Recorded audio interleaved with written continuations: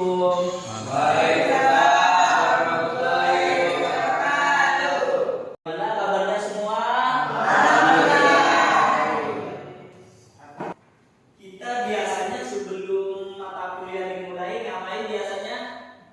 Kita berdoa dengan keyakinannya masing-masing dan doa dimulai oleh ketua kelas. Pak Dede, silahkan dipimpin doanya. Untuk membuat pembelajaran ini berdoa dimulai, berdoa selesai. Baik, terima kasih teman-teman mahasiswa, Bapak Ibu sekalian. Sebelum dimulai kita absen dahulu ya, agar kita tahu siapa yang masuk dan tahu siapa yang tidak masuk dan tahu kenapa kira-kira tidak masuk. Bapak Aris Mudin, SPD, oke, hadir. Sebelum kita mulai pembelajaran mata kuliah hari ini, kita mengapersepsi pembelajaran minggu yang kemarin. Kira-kira ada yang tahu Bapak Ibu pembelajaran mata kuliah yang minggu kemarin? Tentang apa? Motivasi belajar. Faktor yang mempengaruhi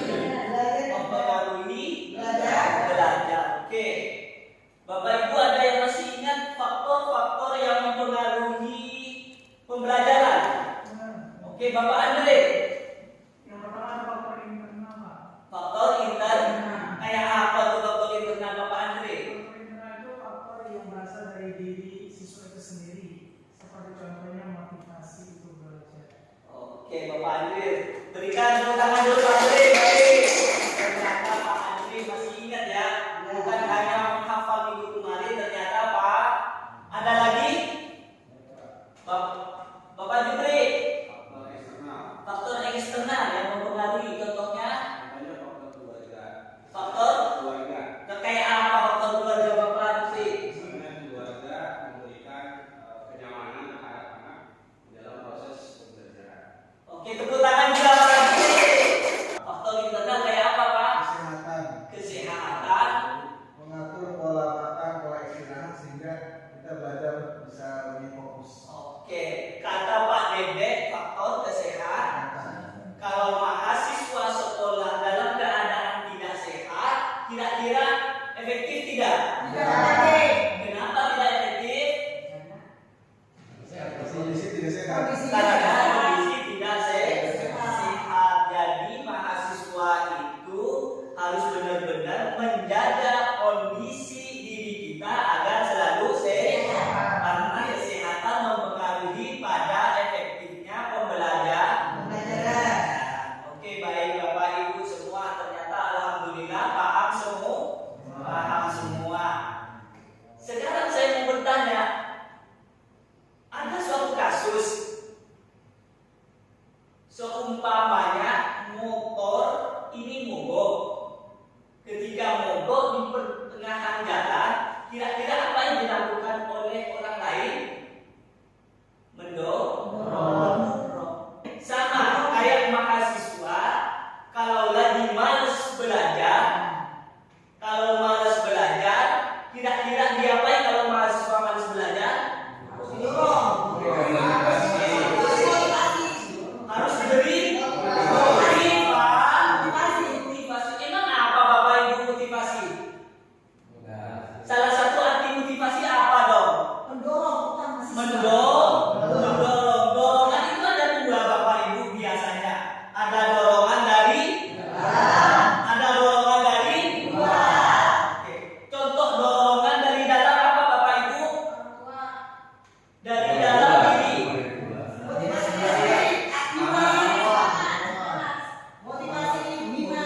Ya Bapak Andre, Niat belajar, Pak. niat belajar. Apalagi ingin berprestasi. Berarti kira-kira pembelajaran mata kuliah hari ini pada saat ini apa kira-kira?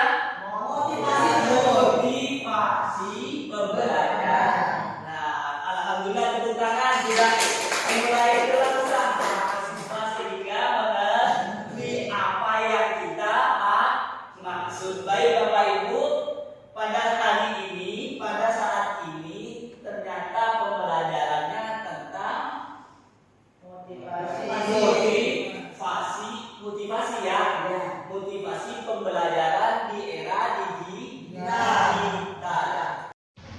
CPMK-nya motivasi belajar, Bu, ada 3. Pertama, menganalisis, mengevaluasi, merancang.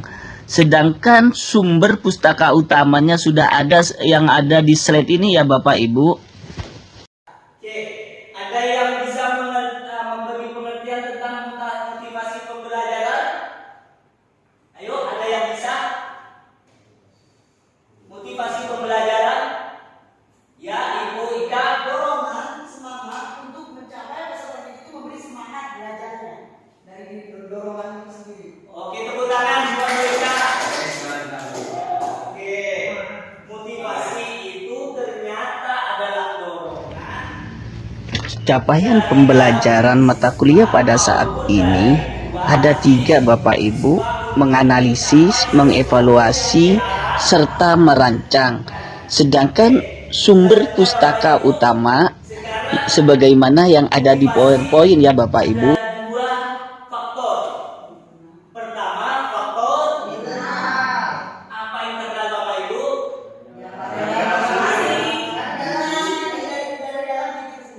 Oke, faktor internal berarti motivasi yang datangnya dari dalamnya diri sendiri. Contohnya seperti apa Bapak Ibu? CPMK-nya pada topik kali ini pertama menganalisis, kedua mengevaluasi, ketiga merancang ya Bapak Ibu. Yang sumber pustaka utamanya sebagaimana yang ada di PowerPoint ya Bapak Ibu. Internal, kalau ada internal yaitu ada eksternal. Nah, kira-kira apa contohnya faktor eksternal itu? Lingkungan keluarga, Lingkungan keluarga, terus lingkungan sekolah, lingkungan sekolah, terus teman sesama teman, teman sesama teman, terus ada lagi fasilitas. Oke, teknologi.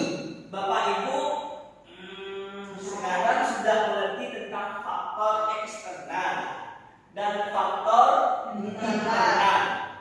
Sekarang Bapak Ibu, saya ingin memberi tugas pada Bapak Ibu membentuk kelompok, 3 kelompok atau 4 kelompok. Silakan membentuk Bapak Ibu. Bapak Ibu ini kan membentuk kelompok dan simak video di depan. Ya, nanti ketika sudah menyimak maka ibu-ibu menganalisis tentang gambar ini, tentang video ini. Pakai pendekatan model apa gitu ya. Halo teman-teman, hari ini aku punya cerita menarik tentang seekor anak laki-laki kecil yang lucu bernama Dodo. Dia tinggal di rumah yang indah di pinggir danau bersama ayah dan ibunya. Tapi ada satu hal yang membuat ayah dan ibu Dodo khawatir. Dodo ini sangat malas belajar. Setiap kali ibunya mengajak belajar membaca, Dodo selalu punya alasan. Nanti aja Bu, aku mau main lumpur dulu, begitu katanya. Sambil berlari keluar rumah, waktu terus berjalan. Dan teman-teman Dodo semakin pintar. Mereka sudah bisa membaca papan nama di jalan, menghitung ikan di danau, bahkan surat yang indah untuk orang tua mereka. Sementara Dodo, dia masih asyik bermain sendiri, tidur-tiduran, dan selalu menghindar kalau melihat buku. Suatu hari yang cerah, teman-teman Dodo mengajaknya ke tempat yang sangat istimewa. Taman burung. Dodo sangat bersemangat, tapi tunggu dulu. Di gerbang masuk ada sebuah papan bertuliskan, khusus yang bisa membaca dan menghitung. Dodo terdiam. Hatinya sedih melihat teman-temannya masuk satu persatu ke dalam taman. Mereka tertawa gembira. Sementara Dodo hanya bisa duduk sendirian di luar. Andai saja aku rajin belajar, gumamnya pelan. Malam itu, sepulang ke rumah, Dodo memeluk ibunya erat-erat. Dengan mata berkaca-kaca dia berkata, "Ibu, mulai besok aku mau belajar. Aku ingin jadi anak yang pintar seperti teman-temanku." Dan kalian tahu tidak, Dodo benar-benar menepati janjinya. Setiap hari dia belajar sedikit demi sedikit. Mulai dari mengenal huruf, membaca kata-kata sederhana, sampai akhirnya bisa membaca buku cerita sendiri. Dia juga belajar berhitung dan menggambar.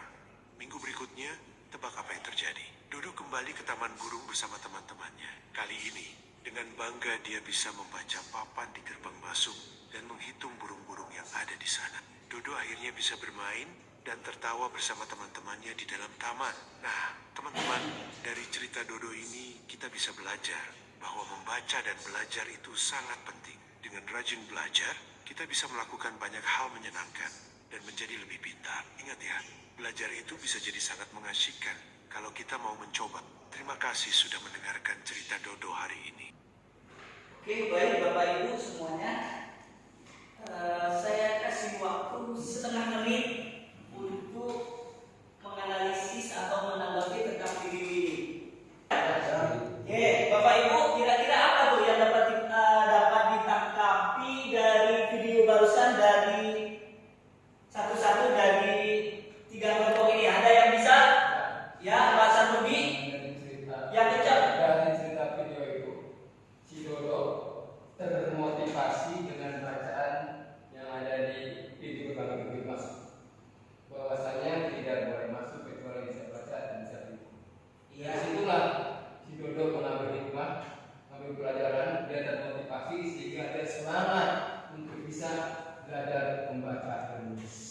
Ternyata motivasi itu membahagiakan kehidupan selanjutnya dan malas belajar akan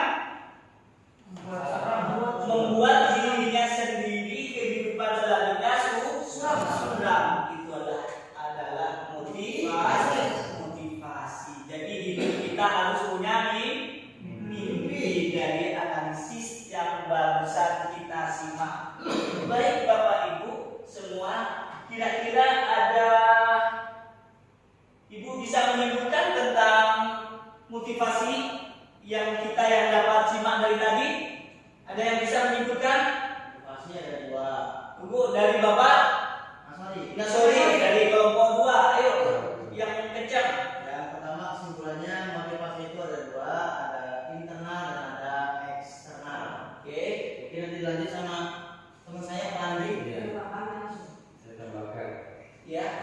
mungkin faktor internal dari diri sendiri. Tadi sudah kita sama-sama saksikan. Ketika Dodo merasa dirinya tidak mampu membaca, menghitung, kemudian termotivasilah dia untuk merubah hidupnya, karena biar bagaimanapun dia tidak akan berubah walaupun orang tuanya memaksa belajar, teman-temannya belajar, tapi dari dalam diri sendiri tidak ada motivasi untuk belajar, tidak akan berubah dengan fenomena ini, dengan kenyataan bahwa saya harus bisa baca.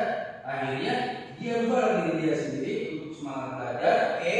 Daripada hanya Bagus, tepuk tangan. Barusan tadi termasuk Tugasnya ini ya Bapak Ibu, dan diintegrasikan dengan moderasi agama dan dikumpulkan pertemuan selanjutnya. pembelajaran berbasis masalah yang dialami Dodo.